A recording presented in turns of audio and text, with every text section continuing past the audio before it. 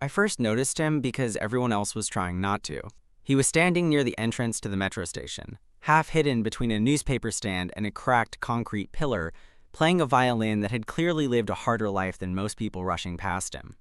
One string was slightly out of tune, and the case at his feet was scuffed and held together with duct tape. But the sound coming out of that violin, God, it didn't belong to the street. It cut straight through the noise of traffic, conversations, footsteps, and pulled something tight in my chest. I should explain why that mattered to me. Music had been my whole life, for as long as I could remember. I was trained, disciplined, polished. Conservatory, at 16. International competitions. Concert halls, where the audience coughed politely between movements and applauded exactly when they were supposed to. I was a classical pianist, the kind that people described as technically brilliant and emotionally restrained, which I always took as a polite insult. That evening, I had just walked out of a rehearsal I hated. A Beethoven sonata I'd played 100 times, each note perfect, each emotion safely contained. I was wearing a tailored coat, leather gloves, and carrying sheet music that cost more than that man's entire setup. And yet, there I was, rooted to the pavement, unable to move. He wasn't performing for anyone. That was the strangest part. His eyes were closed, his brow furrowed in concentration, his body swaying slightly like the music was moving him from the inside out. The melody wasn't anything I recognized. No classical piece, no folk tune I could name. It was raw, improvised, and aching in a way that made my throat tighten. People dropped coins without looking. Some slowed down for half a second. No one really saw him. I did. When he finished, the silence felt louder than the city. He opened his eyes, exhaled, and only then seemed to notice the world again. That's when his gaze met mine. It wasn't dramatic. No lightning, no cinematic pause. Just a look. Curious. Guarded. And somehow calm. "You play," he said, nodding toward my hands. It startled me. "What?" "Your hands," he repeated, pointing with his bow. "You're a musician." I glanced down, suddenly aware of how ridiculous I must look. Gloves, posture, everything about me screaming privilege and order. "Piano," I said. "How did you know?" He shrugged, a faint smile tugging at his lips. Musicians recognize each other, even when they're pretending not to listen. That made me laugh. A real laugh, the kind I hadn't had in weeks. "I wasn't pretending," I said. "You're very good." "Thank you," he replied, like the words mattered more than the coins at his feet. "I'm Leo." I told him my name, and it felt strange how natural it sounded between us, spoken over sirens and footsteps and the low hum of the city. I should have left then. I had dinner plans, emails to answer, a life that ran on schedules and expectations. Instead, I asked, "Do you always play here?" "Only when I need to remember why I started," he said. Then, after a beat, "You don't look like you remember anymore." That hit harder than any bad review ever had. I stayed until he packed up. We talked about nothing important and everything that was.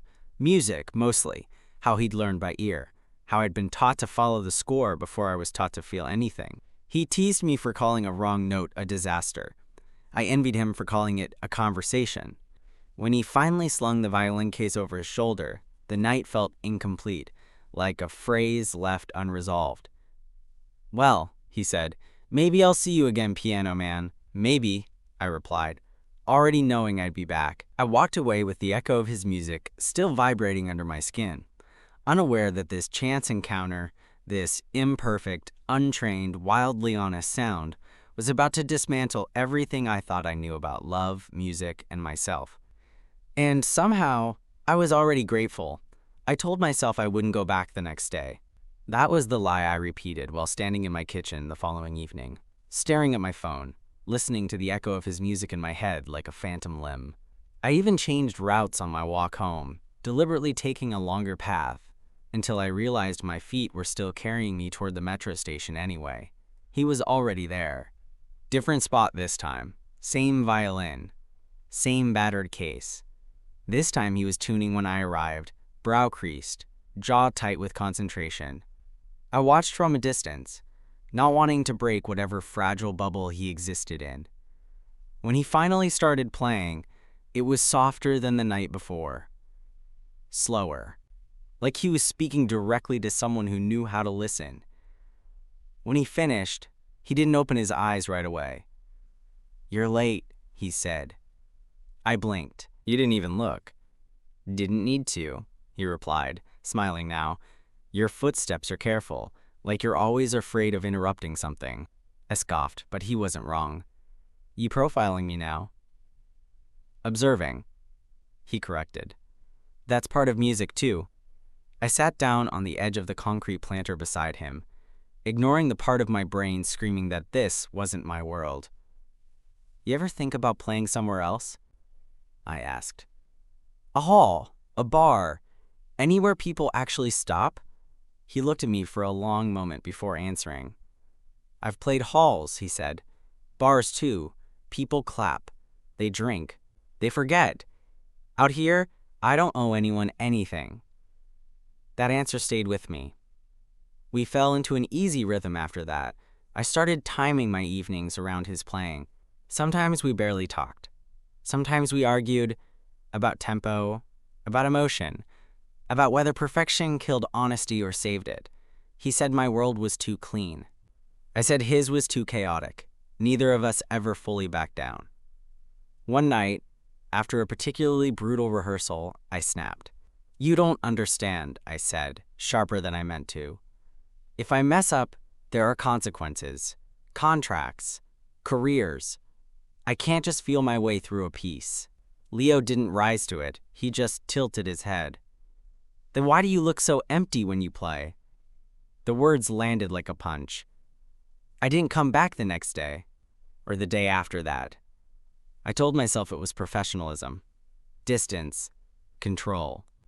But by the third night, sitting alone at my piano, hands hovering uselessly over the keys, I knew the truth. I missed him. When I finally returned, it was raining. He wasn't there. For the first time, the city felt unbearably loud. I waited anyway. 15 minutes. 30. Just as I was about to leave, I heard the violin, faint, raw, coming from under the awning of a closed cafe. He was playing to stay dry, shoulders hunched, hair damp, completely absorbed. When he saw me, his relief was obvious. It softened his face in a way that made my chest ache. "I thought you disappeared," he said quietly. "So did I replied. We didn't play that night. We talked about childhoods, about loneliness, about how music had saved us both in completely different ways. At some point, the rain slowed, and neither of us noticed. When he finally reached for my hand, it wasn't dramatic. No grand confession, just warmth, steady, certain. "Music's a bridge," he said, thumb brushing my knuckles. "But you still have to choose to cross it." I didn't hesitate. And for the first time in my life, I stepped off the stage into something terrifying, imperfect, and utterly real. Crossing it turned out to be harder than I expected. Not because of him. Leo was exactly who he'd always been. Open, instinctive, unapologetically himself. The difficulty was everything I carried with me when I left him at the metro station and stepped back into my other life. The one with managers and deadlines and critics who used words like interpretation and restraint as weapons. I started noticing the fracture almost immediately. During rehearsals, my fingers would hesitate where they never had before. I'd linger on notes, let phrases breathe longer than written. My conductor pulled me aside after one run-through. Concern etched into his face. "You're taking liberties," he said carefully. "It's expressive." "But it's not what we agreed on." I nodded, apologized, promised to correct it. I always did. That night, I found myself at the metro again, sitting beside Leo while he played for a handful of late commuters. When he finished, he glanced at me, reading my mood the way he always seemed to. "They don't like it when you wander," he said. "I'm not supposed to," I replied. "That's the point." He wiped rainwater off his violin and leaned back. You ever notice how the best parts of music are the ones no one plans? I didn't answer. I was too busy realizing he was right. We started spending nights together after that, not immediately in the romantic sense, just proximity. My apartment was pristine, minimalist, almost sterile.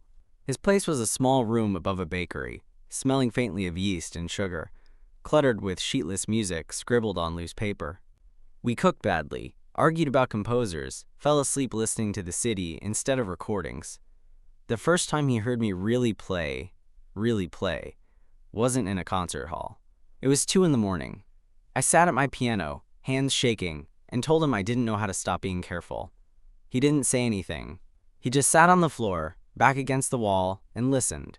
So I played the piece I'd been avoiding for years. Not the way I'd been taught, not the way it was written. I let it break where I wanted to break. When I finished, the silence was unbearable. Leo stood, crossed the room, and kissed me like it was the most natural conclusion in the world. That kiss changed everything. I began sneaking pieces of him into my performances.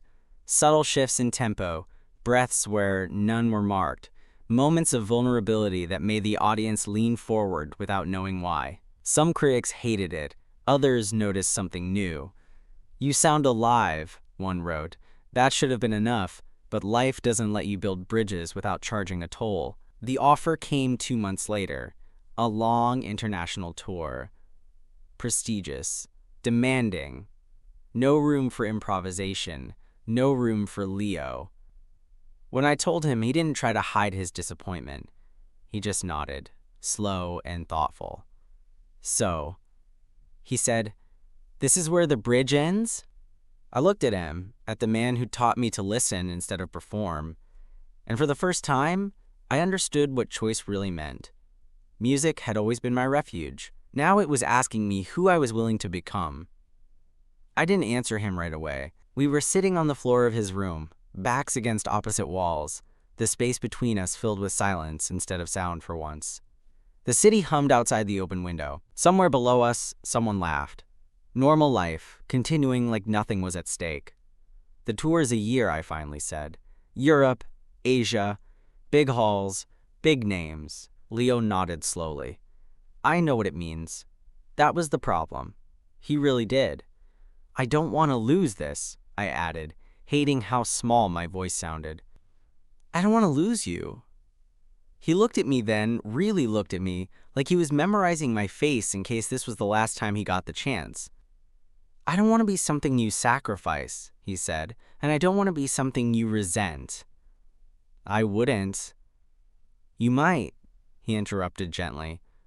Not on purpose, but one day, on some perfect stage, with everyone applauding, you'd wonder what would have happened if you'd chosen differently. The words lodged themselves deep in my chest. The next weeks were brutal. Rehearsals intensified. Contracts waited for signatures. My agent spoke in careful, excited tones, already picturing headlines. And every night, I went to Leo, trying to pretend we weren't counting down. We made love like people afraid of forgetting. Slow, deliberate, desperate. Every touch felt like an imprint. Every kiss like a promise neither of us knew how to keep. Music became both the thing binding us together and the thing pulling us apart. The night before my decision was due, Leo asked me to walk with him. We went back to the metro station where we'd met. He opened his case and played the first piece I'd ever heard from him. The same aching melody, slightly changed, like it had lived a little since then. I stood there, surrounded by strangers, and felt my throat burn. When he finished, he turned to me. "Play with me." "I don't have—" "There's a piano in the station," he said, already smiling. "Out of tune. Perfect, really." I hesitated. Then I sat. We didn't plan it. We didn't talk about key or tempo. He started, and I followed. The piano was awful. The acoustics were wrong. People stopped. People stared. And for the first time in my life, I didn't care. We sounded messy. Honest. Free. When the last note faded, Leo rested his forehead against mine. "That," he whispered, "is who you are." The next morning, I turned down the tour. It shocked everyone, angered some, confused most. But when I told Leo, he didn't celebrate. He just held me, like he understood the weight of what I'd done. "I don't know what comes next," I admitted. He smiled, soft and sure. "Neither do I, but we'll hear it when it starts." Years later, I still play concert halls. Sometimes Leo joins me on stage. Sometimes he doesn't. But every note I play now has space to breathe. And every time I hear a violin on the street, I remember. Music didn't just bring us together. It taught us how to choose each other. Time didn't slow down after that choice. If anything, it moved faster, just differently. Not in flights and hotel rooms and rigid schedules, but in small, accumulating moments that didn't announce their importance until later. Mornings that started with Leo practicing quietly while I made coffee. Afternoons where I taught students who reminded me of who I used to be, terrified of doing anything wrong. Evenings where we argued about money, about space, about whose turn it was to compromise. Because love, it turns out, doesn't magically simplify life. I took on more teaching, fewer headline concerts, more intimate ones. Churches with bad acoustics. Community halls, where the audience sat too close and listened too carefully. The applause was softer, but it felt heavier, earned, personal. Leo kept playing on the street, but also started getting small gigs. Weddings, indie films, late-night sessions with jazz musicians who liked that he didn't follow rules. Sometimes our worlds still clashed. "You could be bigger," he said once. Not accusing, just honest. "You know that, right?" "I know," I replied. "And you could be safer." He smiled sadly. "I don't want safe if it costs me my sound." That conversation lingered between us for weeks. The truth was, choosing each other didn't end the tension. It reshaped it. There were nights I lay awake wondering if I'd thrown away something irreplaceable. There were mornings Leo stared out the window like the city owed him answers it wasn't giving. The fight that nearly broke us came quietly. I'd been offered a residency, local, flexible, respected. Not the tour, but not nothing either. I was excited, nervous, proud. When I told Leo, he congratulated me, kissed me, and then went silent. "You'd be gone most nights," he said eventually. "It's here," I replied. "I'd still come home." "But you'd be elsewhere," he said. "Mentally." That hurt more than I expected. "So what do you want?" I asked. "For me to stay small so we match?" He flinched. "That's not fair." "I know," I said, voice breaking, "but neither is asking me to stop growing." We didn't talk for 2 days after that. On the third night, I came home to find him packing his violin. Not leaving, just packing for a gig. But the sight triggered something raw and panicked in me. "I'm scared," I admitted before he could say anything. "That one day, we'll wake up and realize this bridge doesn't reach anymore." Leo stepped closer. "Bridges aren't meant to stand still," he said. "They're meant to hold movement." He took my hands. "I don't need you smaller. I need you honest, even when that honesty pulls you away for a while." That's when it finally clicked. Love wasn't the absence of distance. It was the agreement to keep listening across it. I accepted the residency. Leo took gigs out of town. We missed each other. We wrote. We recorded ideas on our phones and sent them at stupid hours. We reunited like music finding its way back to a key. Years later, longer than I ever thought I'd get, we stood on a stage together again. A real one this time. Piano polished, violin tuned. The program listed our names side by side. Before we walked out, Leo squeezed my hand. "Ready?" I smiled. "I don't know what's coming." He leaned in, forehead touching mine, just like that night at the station. "Good. That means you're listening." And when we played, no street noise, no rules, no fear. It wasn't about where we came from or what we gave up. It was about the bridge we kept choosing to cross. Together. What I didn't expect was how ordinary happiness would feel. Not dull, never that, but quiet, like a sustained note that doesn't beg for attention, yet fills the entire room once you notice it. After the concert where our names finally appeared side by side, people started telling our story for us. Interviews framed it as destiny. Articles called it unlikely. Someone even used the word romantic, like it had all been inevitable. They were wrong. It worked because it wasn't inevitable. Because we kept choosing it. Leo never fully left the streets. Even after bigger venues and collaborations, he still went back sometimes. Early mornings, late nights, playing for no one in particular. He said it reminded him where truth lived. I stopped trying to polish every edge of my sound. Some critics drifted away. Others stayed. I stopped reading most of it. One evening, years after that first night, I joined him unannounced at the metro station. Same pillar. Fresh coat of paint. New cracks already forming. He raised an eyebrow when he saw me. You stalking me now? Listening, I said, smiling. We played again, like we always did when it mattered. No crowd, no program, just music moving between us, shaped by years of knowing exactly when to lead and when to follow. Afterward, we sat on the steps, shoulders touching. Do you ever regret it? I asked quietly. The tour. The what-ifs. Leo considered that. Sometimes, he said honestly. In the way you wonder about a life you didn't live. But not in the way that hurts. I nodded. Me neither. Because the truth was, I still didn't know where we'd end up. Music was still unstable. Love was still work. Some days we misunderstood each other completely. Some days we argued about nothing and everything. But every time I put my hands on the keys, every time he lifted his bow, I felt it. That same recognition from the first night. We were still listening. Music had been the bridge, yes, but staying was the choice. And that choice, made again and again, was the most beautiful thing we ever learned to play. I used to think the story ended there, that once you found balance, once the music settled into something steady and shared, you reached a kind of emotional plateau. Not an ending, exactly, but a place where nothing truly new happened. I was wrong about that too. The real test came quietly, the way most important things do. Leo got the call on an ordinary Tuesday afternoon. I was at the piano, half working through a student arrangement, when I heard him go still behind me. No footsteps, no humming, just silence.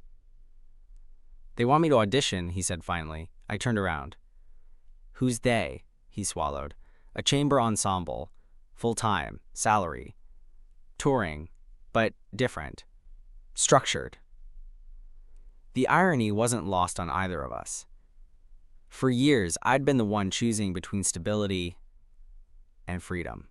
Now the question had shifted, and I hated how quickly my chest tightened, not with jealousy but fear. That's incredible, I said, meaning it. Then, more quietly, what do you want? He didn't answer right away. I don't know, he admitted. I never thought I'd want something like that, but I'm tired. And I don't want to wake up one day wondering if I avoided growing just to stay familiar. I understood him too well to argue. The audition process took weeks. I helped him practice in ways he wasn't used to. Precision, cohesion, restraint. He teased me for turning him into a disciplined monster. I teased him back for secretly enjoying it. Underneath the jokes, though, was a tension neither of us named. Because if he got it, things would change again. The night before his audition, we lay awake, facing each other in the dark. Promise me something, he said. Anything? If this takes me somewhere else, he continued, don't make yourself smaller to follow. I don't want to be the reason you stop listening to yourself. I reached for him, forehead to forehead, breathing him in like I might need the memory later. Only if you promise the same, I said. No shrinking, no disappearing. He smiled softly. Deal. He got the position. I was proud, terrified, overjoyed, all at once. The months that followed were an exercise in trust. Rehearsals in different cities, schedules that barely overlapped. Missed calls and long voice notes sent at dawn. When we reunited, it felt electric and fragile. But something unexpected happened. We didn't drift. Instead, our music grew deeper. When we played together now, it carried distance and longing and reunion inside it. The pauses meant more. The silences spoke. One night, after a performance where we shared the stage again, Leo looked at me with that same quiet certainty from years ago. "You know," he said, "I don't think the bridge ever ends." I smiled, tired and full and absolutely certain of one thing. As long as we kept listening, really listening, we'd always find our way back to each other. And the music? The music would carry the rest.